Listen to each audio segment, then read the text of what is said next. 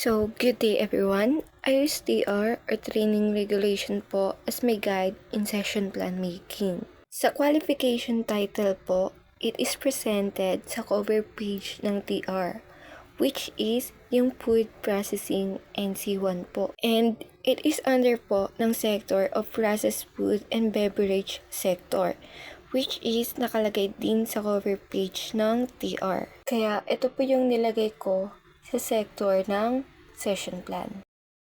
Clean and sanitize equipment and processing packaging premises po ang napunta sa akin. And nilagay ko po ito as my unit of competency po. Next is the module title. Actually po, ito ay nakukuha sa unit of competency. But kailangan po na it will be expressed in the present participle form, which is we need to change it po and magiging cleaning and sanitizing equipment and processing packaging premises. Sa learning outcomes po, proceed po tayo sa TR.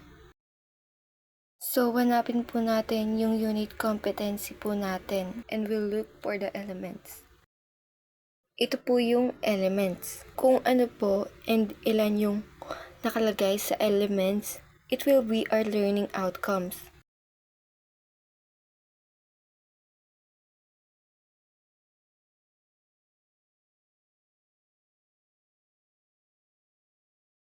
So, meron po tayong 3 elements. Learning outcome number 1, which is clean and sanitize processing or packaging premises. Learning outcome number 2, clean and sanitize equipment. And learning outcome number 3, perform shutdown activities. In the content of the introduction part, tayo ay mag-proceed sa unit descriptor ng TR. So, nasa baba lang siya ng unit code. So, ito po yung unit descriptor.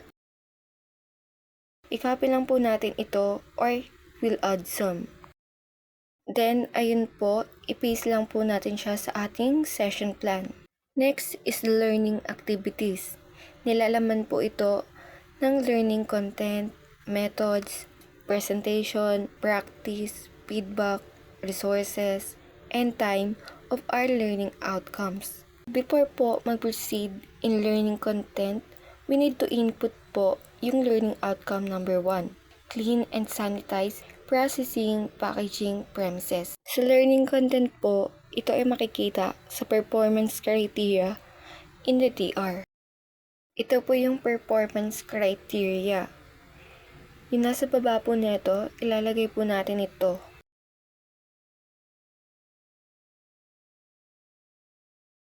Pati po ito and yung hanggang sa learning outcome number 3. So, proceed po tayo sa ating session plan. Before po natin ilagay yung mga nasa learning content, may mapapansin po tayong number format, which is the 1.1. Yung nasa unahan po na number, which is number 1, ay represent kung pang ilang learning outcome. And yung sumunod na number is represent kung pang ilang sequence ito sa learning content.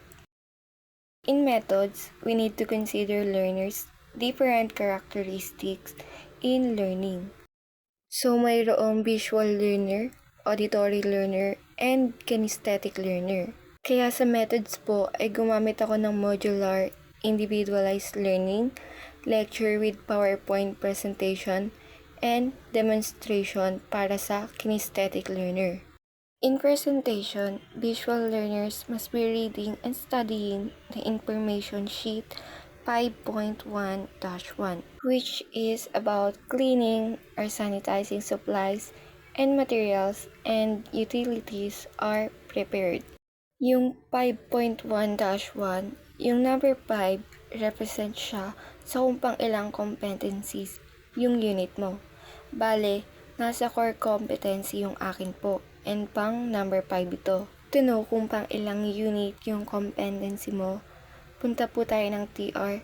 Since nasa core competency po yung akin, dun po tayo mag-uumpisa ng bilang. Bale, pang 5 po ito, kaya number 5 po yung nilagay ko. 2.1 naman po is kung pang ilang learning outcomes, na kung saan nasa unang learning outcomes pa lang po tayo. And the dash 1 is kung pang ilan naman po ito sa learning content, which is una din po. Next, in the presentation, the auditory learner must be viewing the PowerPoint presentation while listening to the discussion about cleaning or sanitizing supplies and materials and utilities are prepared. For kinesthetic learner naman, they will be demonstrating proper way of preparing, cleaning, sanitizing supplies and materials and utilities.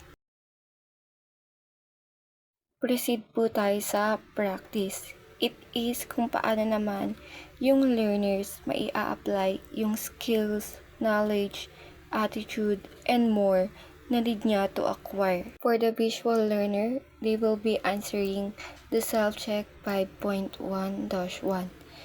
So, same lang din katulad ng visual learner na ang auditory learner ay will answering the self-check 5.1-1. Sa kinesthetic learner naman, they will be performing task sheet 5.1-1. In feedback po, the learners ay mabibigyan ng result ng practice. So, they will be comparing answers to the answer key 5.1-1. Same lang din sa lecture with PowerPoint presentation. And for the demonstration, the kinesthetic learner will be evaluating performance using performance criteria checklist 5.1-1. For the resources, we need to indicate the learning materials na kailangang gamitin.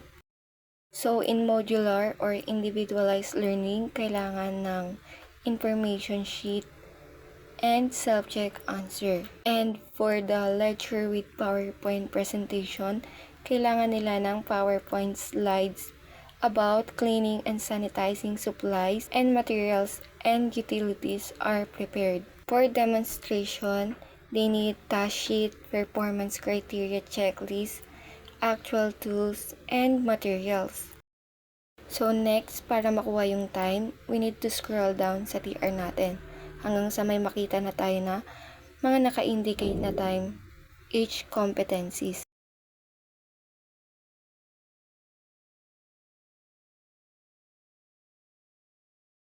Pwede pong kunin natin yung time na nandiyan or mag-scroll down pa po pababa.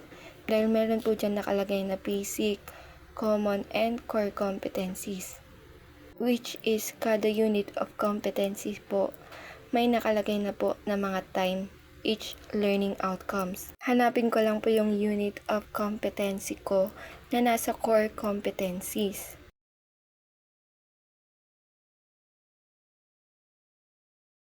So, ito po yung unit of competency ko.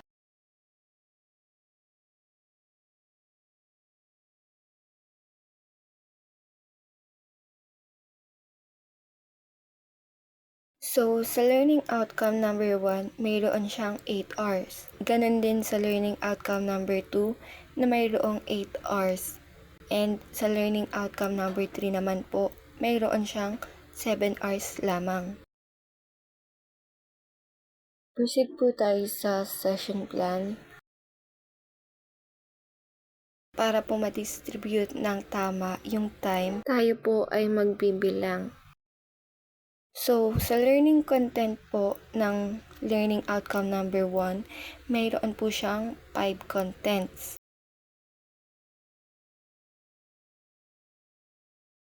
We need to divide po yung hours na nasa learning outcome number 1 sa 5 learning content nito. So, bale magiging 8 divide 5 po.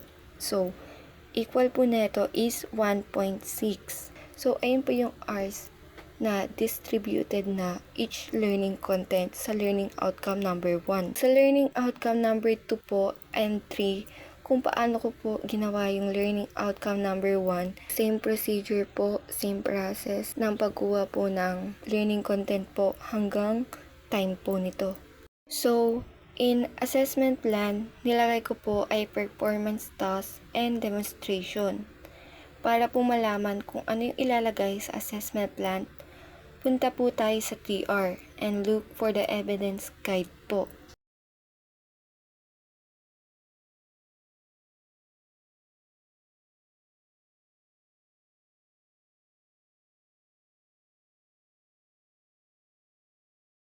So, ito po yung evidence guide. Makikita po natin sa methods of assessment yung nakalagay, which is direct observation and demonstration with same po na may oral questioning. And the last part po, which is teacher's self-reflection of the session is nilaktawan ko po. Dahil usually, ito ay nilalagyan after the session. It is used because it helps para to know din po what are the things we need to improve. Kung ano po yung na-observe natin sa session. Like, yung strength and weaknesses ng learners or reflection po natin. Then, ayun lang po. Ayun po yung process or procedure po na ginawa ko po para po makagawa po ng session plan po. Thank you po sa pakikinig po.